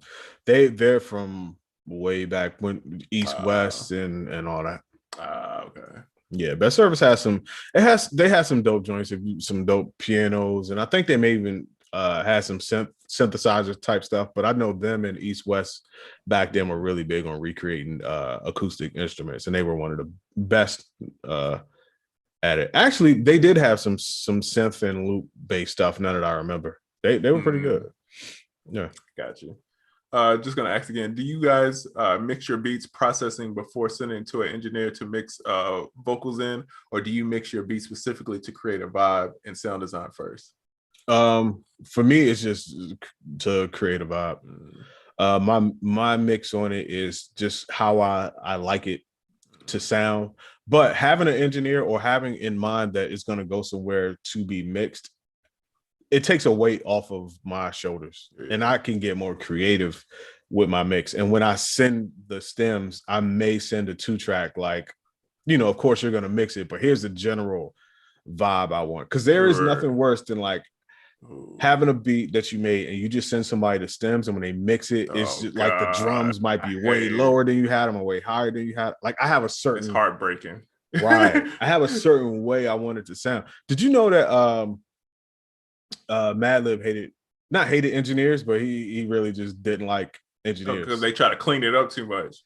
Yeah, and it just wouldn't be it. So he's like, yo, I'm gonna make this on like probably like the 303 or whatever, and here's the 2-track, and that's what it is. Yeah, I know a lot of people, what they do is they just bounce all the drums together, the bass, and then the music, right? Mm-hmm. So it's only so much that you can kind of change. Right. You can clean it up and still do your thing, but it's only so much. You can't make super drastic changes to if you had all the stems. Yeah. If you don't have that relationship with your engineer, that could really be a problem. Yeah. And also there are certain things I know that I've done before, and I wanted them some of it to intentionally sound bad. Sure. If that makes sense. Like, yeah, like no, that sample is supposed to be like that. It's hella muffled. Like, no, don't try to bring out the highs on it, none of that. Like, I want it to sound like that. And that's a creative choice. And sometimes it's hard when you're dealing with an engineer that may not understand that, or you just don't have that relationship with the engineer. And I will say, I learned this from just virtual assistants and, having people work for you, is how you explain stuff to people. Right. So being good at explaining it up front, like, all right, this is what I'm looking for. This is a reference of kind of how I want everything. Like, if you set the expectations up for people, I feel like it's easier for people to succeed instead of just being like, hey, mix this. And then you don't know anything about mixing and you're just hoping that they save it. Then the chances of you getting a bad mix back is going to be pretty high. Yeah. That's a fact. Realistic is a dope engineer, Facts. especially with drums, especially with music. Yeah, no, he's fire. yeah, he's fire. Shout out to my guy. Also, shout out to my brother DJ MacGyver in the building. Hey, young MacGyver, what up, bro? What up, bro? What up? Time for you to make that trip down here, bro. Yo, I be seeing his stock joints. I'm impressed. Hey, listen, he out here, bro. Hey, I'm impressed, bro. The young boy on it. Hey, he's on it. I'm not mad at all. Yes, sir. I don't know what we got in the chat. We actually have a few questions here. Hold on. Have either of you thought of developing a sound library for sync and film? A sound library? Not really. I'll be honest with you. I have not. Yeah. Until now. It's like, no, I have not. Yikes, good question, though. Right. Good question, though. Any suggestion on a good computer chair for at home's music production? Yes. I would suggest the Oracle chair. Damn, I don't DM me if you want one. I don't think I have it on my site anymore. I need to put it back on my site. Yeah. I mean, and that's just me being biased because it's my chair, but I don't know. I don't know. This chair has served me right over the years, but I haven't gone down the rabbit hole of like testing a ton of chairs. You know what sold me is that it leans back and then it's got the little feet recliner joint. I was down here watching snowfall yesterday, vibing, dog. Facts. I was in here vibing, dog, with this chair. So yeah, get one of these joints. As you see, I invested in the Oracle chair. Man, come on. Yeah, he did. Shout out to you for that. And also shout out to Franklin Saint. Oh yeah. Yeah. Oh, did you this is totally sidebar. I didn't realize his dad is the same dude from Paid in Full that was the snitch guy. I did not realize that either. Bro, it's the same guy, bro. Wow. I saw a meme. I was like, what? I was like, yo, this makes so much sense. Dog. And we're not gonna get into this and make this a TV joint, but I will say Uncle Jerome is my spirit animal. Oh yeah. And we're just gonna leave it at that. Let's see. Young Av Brow, shout out to you, bro. He says, you guys inspired me to create my own bass guitar loops. Hey, shout out to you. Yo, man, yeah. Listen, Av Brow, he's a real guy, bro. He's a real one. That's all I can say. And he cold on that bass. Super that man cold. Yeah. Calvin from Paid in Full. Yep, same dude, bro. I did not notice that until I saw that meme. I'm like, it's the same dude. Smart. Real talk, Oracle, your loops would be fire in a movie trailer. Appreciate you. Appreciate you. That young orchestra pit would. Yeah. Oh yeah. Orchestra pit would be fire. Hold on. Let's see. Have you heard of the real-time collaboration plugin Satellite 2.0? Works with any DAW based on audio stems. We were just talking about that. Yeah, we were talking about it. I haven't tried it yet. Me either. But we were saying last week, like that type of thing was a really, like when it came to market, people just didn't use it like that. Not this specifically, but just the idea of real-time collaboration. And I was blown away. Super surprised that it wasn't like the biggest thing and still is not the biggest thing. I don't know. I don't get it. Is it now? I haven't seen it. Is it only the audio or does it have some kind of video like Zoom capabilities? I'm just curious because I mean, I've seen people collab and I don't know if they're on Zoom or they're using something like that at the same time. You get what I'm saying? Good question. Yeah, but good question. Shout out to whoever keeps emailing me. It's the secret group chat. Oh yeah. Okay. It's not. I mean, it's not really. Yeah. Yeah. The Illuminati be jumping. Oh yeah. Yeah, bassist in the building. Yes, indeed. Smoking Ace is cold on that bass too. Oh yeah. Shout out to Young Smoking, man. Yeah. Reckless drums, beautiful. Appreciate you. These cassette drums, the kicks are fire. Appreciate you. I feel like it was another question that I'm missing. Hold on. What happened to sound fonts and reason refills, boy? Sound fonts. Something still uses sound fonts. Yeah. I don't know. If you want the motif in Phantom sounds, but don't want a motif or a Phantom, that's your go-to. Facts. DJ MacGyver said, "I'm not in that Chat. Yeah, that's a super Illuminati chat. Hey man, we barely got in. Yeah, that's a fact. That's a fact. Yeah. Oracle had to sacrifice the NPC to get in. I did. Fortunately, I had 10 on hand.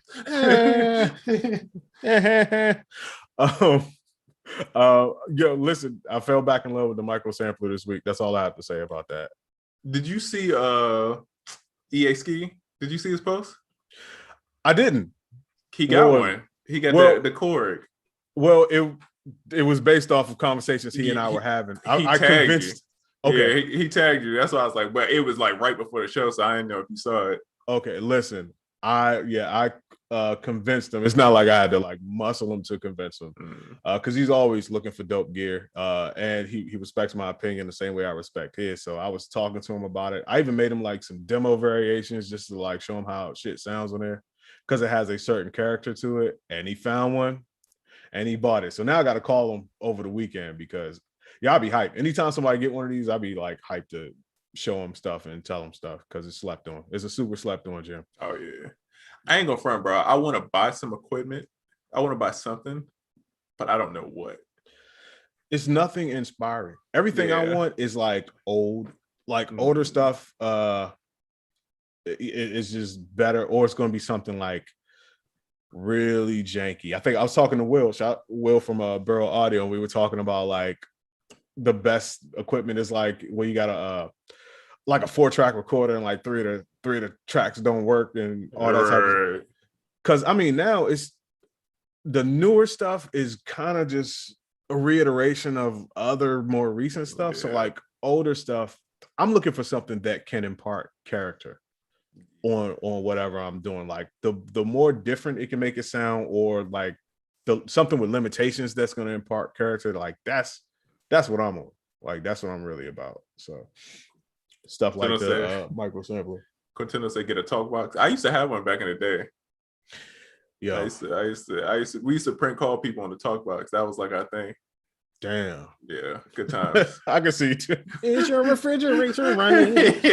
What the hell is going on? You see what my childhood was. My childhood was making beats, talk box, and playing Pokemon.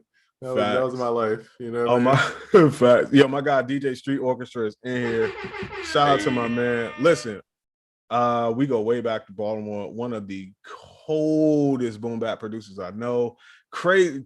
He's a SP 1200 aficionado. He's a machine now, but he's one of those people he's switched up what he uses, but his sound has just still been like very impeccable. I think he's super slept on. He's very Nazi-ish in the way he does things. That's just my guy. He's crazy. So go check him out after the show for sure. Yes, sir.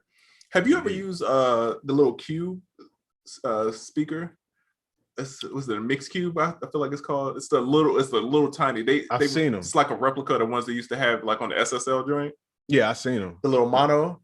Nah, I never used it. Yeah, I'm thinking about copying one, man. Go ahead. Might as well. I think I might copy one. But my issue is I got to buy another interface too, because I got the Duet and it's only got 2 outputs.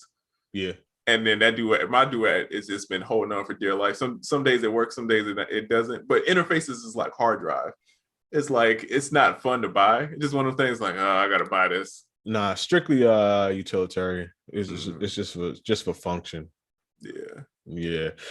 I don't know what besides that loop deck. That's like the only new type of thing. The loop deck CT. I'm thinking about getting that, but I feel like when I get it, I'm gonna be underwhelmed. I don't know if you could use it with like CC, and I don't know how far I could go to create my own stuff with Ableton. You know what I mean? I like to as well as what it does, like give me a blank screen and let me be able to make my own stuff. And I didn't see a whole bunch of videos of people like really going into it like that. I still want the OP1. Now see, that's a good cop. Yeah, but them prices, them joints never went down. Them joints, yeah. So I need to find me a hookup one. I'll cop it. Yeah, somebody got because I still don't know how. Zero. Yeah, I don't know if I like want it that bad. It just looks cool, so I'm just like, oh, that'd be fun. Then I see that $1,000. I'm like, I don't know if I want it that bad. Yeah. Agreed. Yeah, I don't know. I want something. I keep talking about getting a 303. I don't even know if I really want a 303. I think I do, just for the vinyl sim compressor, just because it's a coveted thing, or Or maybe a 404. But I don't know, man. I'm gonna look for something stupid, like just something stupid that people don't know about. That's the stuff I like. let's see. Jordan Preston, what up, bro? He says, what are your top 3 most used VSTs right now? Mm, let me think about it. Right I, now, contact. Contact, yeah, that's in mine. Um, UVI stuff, Mm. and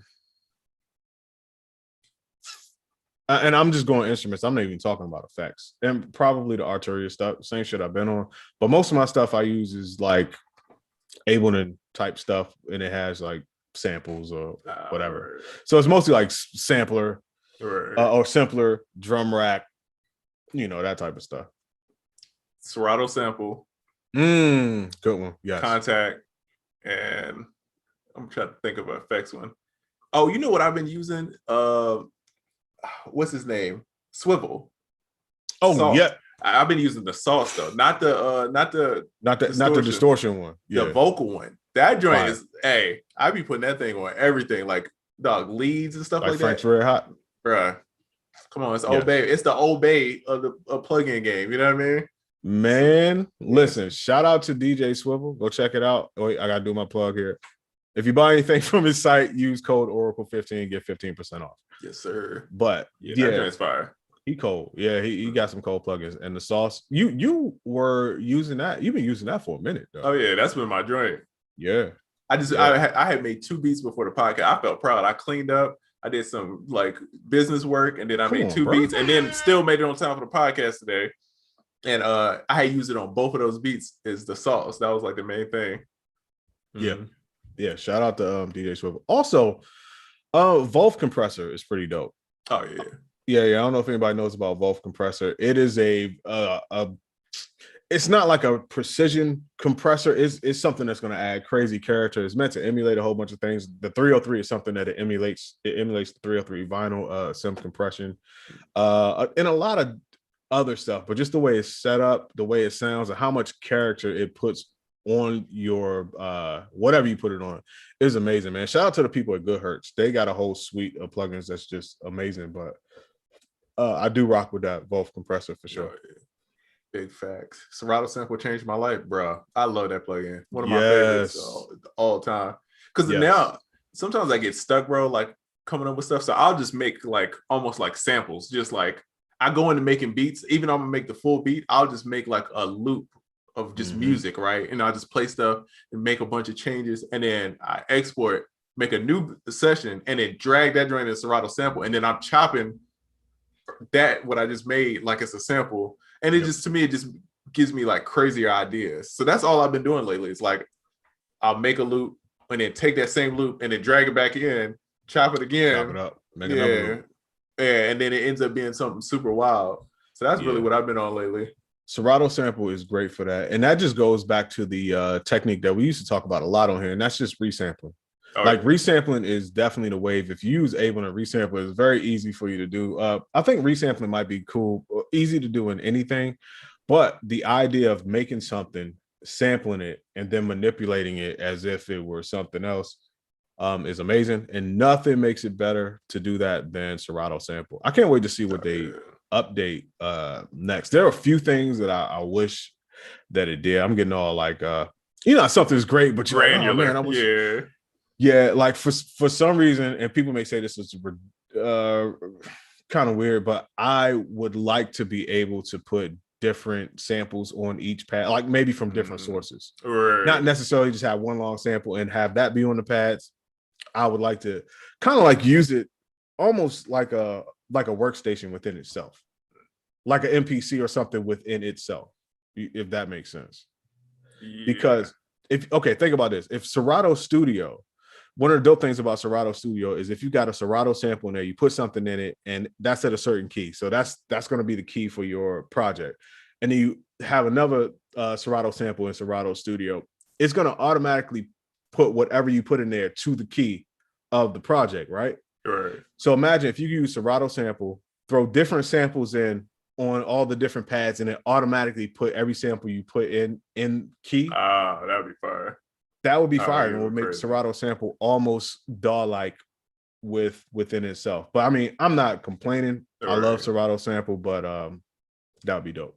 It's the only thing for me is like little stuff like today I noticed I played it, so I knew what key I was in, and it told me I was in a different key, even though I know, and there's no way to force it to change it. And it's sometimes the same thing with BPMs. Like it would be like, this is the BPM, and it will load it weird. And I'm like, no, Yeah. this is the BPM. So it's like they don't have a way that you can manually fix that, which I don't like, or I just don't know about it. It may be a way, and I just don't know how to do it. But those are the two things about Serato sample that I'm just like, dang, man. Other than that, I love it. It's perfect. Good point. I'd like to be able to adjust certain cue markers with a knob. You could kind of do it, but I don't really like mousing around in that joint. And the fine sample, while it is a dope feature, if you have a shorter sample, oh yeah, that joint ain't do nothing. It's gonna give you like 3 joints. You're like, oh, come on, bro. It's 32 pads on here. Just make up something. Try something. Yeah, just get a little bit better with that. But I mean, it's like saying my diamond isn't shiny enough. Like, you have a diamond. It's a great thing already. It could just be a little bit better. Facts. Let's see. N-Track Studio. Any takes on this DAW? I need to find something else to use. I ain't even gonna cap. I don't know nothing about that joint. I don't. I feel like I've heard about it, but I don't really. That sounds like an old joint. Yeah, think about it. Hey man, you can't go wrong with Ableton. Can't go wrong with depending on your style, you can't go wrong with FL. But I mean, it's a good DAW. I don't feel like you could go wrong with FL. I feel like, for me, if you're more of a visual person, I feel like FL is perfect for you. But I feel like some people are not used to that step sequencer kind of the way you think of. But it's so similar to an MPC, bro. It's how you think of like Fruity Loops. Once I start thinking about it like an MPC with the what do they call it? It's not patterns on MPC. It's like sequences. Sequences. That's what I'm trying to think of. Mm-hmm. And when you start thinking of it like that, to me, it made all the sense in the world. I'm like, oh, okay, I get it now. You know what I mean? And I've been off running using it since then. But yeah, try one of those. Yeah. I don't know much about N-Track Studio, and I don't know anything. Or try Reaper. It's for the free ski. Yeah. Hey, young Reaper. Reaper's still holding it down. What about Bitwig? No, damn. Do they still exist? I don't know, man. Jeez, somebody put Bitwig in the trunk and left him there to rot. I don't know what happened. It just felt like you remember Don't Be a Menace when he's like, what happened to holding down the block? Facts. That's what Bitwig. DJ Street Orchestra said I need to try Serato sample. Yeah, knowing the type of music that you make, for sure, you would love it, bro. Like, straight up love it. Yo, also real quick, I went back and I renewed my arcade subscription. Oh, bruh, that's another one. It ain't in my top 3, but it's in the top 5. Yeah, I renewed it the other day, bro. Yeah, I've been using it for my own samples, like using the effects and stuff like that. Yeah, I've been going ham. Yeah, I'm with it. I'm gonna try it out. Hold on, let me see where we at on time. Oh yeah, we only got like 10 minutes. See, FL is complicated. You need a manual to use it, man. No, I don't think so, bro. With any DAW, learn how to loop, learn how to record, and how to separate your patterns. Once you figure that out, it's all the same from there. And quantize. Yeah, quantize. Yeah, it's all the same. Actually, to me, Fruity Loops is one of the easier ones. It just takes a while to sit down and just check it out. You got to learn the playing field. But I say if you could give anything a solid 24 to 48 hours, whether it's consistent or broken up, you could pretty much learn it. And we said on the show here before, I always say when you get a new piece of equipment or a new piece of software, it's cool to know what it does, but think in your mind, what am I trying to do, and figure out how to make it do that. Facts. Let's see. See if we got any other questions we can knock out real quick. Bitwig comes with a free MIDI controller. Man, they had to do something. They said we got to ante that offer up because that joint could come with a free placement. They still have a hard time selling that joint. Facts though. Oh snap! Let's see. I did my senior project on Fruity Loops. Yeah, that's fire. Oh, that's fire. Super fire. I wish. Right. I wish I could have did stuff like that in high school. They was like, man, get out of here. Yeah, they're like, what? Music production. This ain't no jazz club, boy. Get out of here. Let's see. Damn, I felt like I saw some questions. Oh, where do you store your hardware when you're not using it? I have a whole hardware room of unused hardware. That's just kind of where I put it, or it's decoration inside of the regular studio. I don't hold on equipment. If I'm not using it, I will get rid of it and keep it pushing. Yeah. So I don't really have much extra stuff just in my studio. I got the room. Oh yeah. Oracle got enough equipment for me, you, and about 10 people in the podcast right now. Yeah. I like to do equipment like how DJs and producers used to do records. You gotta have doubles. Need 2 ASRs, at least 2 MPCs, 2 of these, 2 of those. Hey man, you just never know. Boy Wonder says, why are older artists like Paul Simon selling their catalog? He sold it for $400 million to Sony Publishing. Listen, hey, I think that's the highest number I heard so far. Before that, it was Stevie Nicks. I think Stevie Nicks, she did 300 million or 250 or something crazy. It's like you could wait to get that. It's like with the lottery, you could get the money up front and you can pay your taxes on that and you can do that, but you still got that lump sum, or you could take a little bit at a time for all these years. Sometimes 400 million, you could do a lot with 400 million. Yeah, I imagine. A whole lot. I imagine. You know what I mean? And then you could other business ventures, you could do all kinds of other stuff. So I mean, if I was to do it, that would be the reason why. Like, hey man, I'm gonna take this 100 million, you know what I mean? Facts. And build some other stuff. Facts. We got time for a couple more. What's your current favorite speaker to produce on?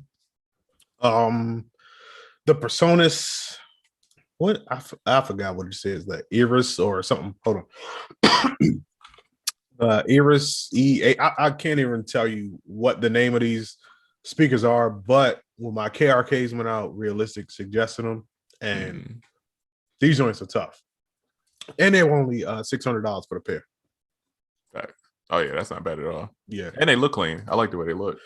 Yeah, they black, got the little blue light on there. Yeah, they look tough. Yeah, for sure. I got the JBL, the 8s. I think they call MK2s, I believe. I love them. Yeah. You've been loving those for a minute. Yeah, because I had the Yamahas before. I hated those. Yeah, the Yamahas are too clean, right? I hated how they sound, and like with bass and stuff. KRK was a little bit too thumpy for me. Yeah. So it was like the JBLs to me are right in the middle, you know. So nice. Yeah, them KRKs, them damn house party speakers. I was loving them joints forever. Like I said, I don't mix like that, so I used to love them. But you're right, they're quite thumpy. Yeah. Adams audio. Adams got fire speakers too. They got really good speakers. Yeah. I used to love Doppler. Oh man, I miss them speakers. Doppler, we had the big old club speakers in there. We had some I don't even know what they like 18 like little like club speakers. So we had 2 of those in the sub. We had oh my god, a pair of Adams, and then we had NS10s in that room. Oh man, good times. Yeah. Oh man. Anyway, all right. So I think we about to wrap this up. So my brother, you got anything special going on right now you want to talk about? Man, just go to producerkit.com. Check out the newest video. It's on the blog section. Talk about me getting a placement with YG and how that came about and lessons I learned from that.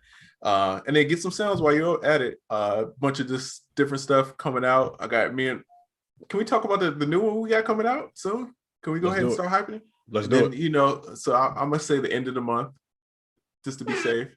But me and Oracle got something coming out, dropping soon. So I'm excited about that. Just working on that. So yeah, make sure y'all sign up to the the newsletters and the text messages. Y'all get the exclusive and get the first joints. And yeah. There you go. Man, same deal, same spiel. But before I get into what's going on, I just want to reiterate, like this weekend when you're cooking up, because everybody cooks up on the weekends, just think about how you're adding your own personal character to your beats other than your tag. Just just kind of do something subtle. It could be something subtle, a few subtle things, just to put your own stank on it. You understand? So yeah, exactly. In addition to that, our March Madness sale is still going on. It goes on as long as the tournament. I don't think it's any tournament popping right now. It doesn't resume until April 3rd, which is tomorrow. So just hit up soundoracle.net. You'll see the whole schedule. We have different different sales things going on for each part of the tournament, and also the total bundle that people were talking about in here. Shout out to all of y'all. Of course, 90% off. Still, it's a steal. So check it out, because when it's gone, it's gone. But other than that, man, that's it. Yes, sir. That is it. So listen, thank you all for stopping by, especially the first time people here, man. We also love our day ones in here and everybody in between.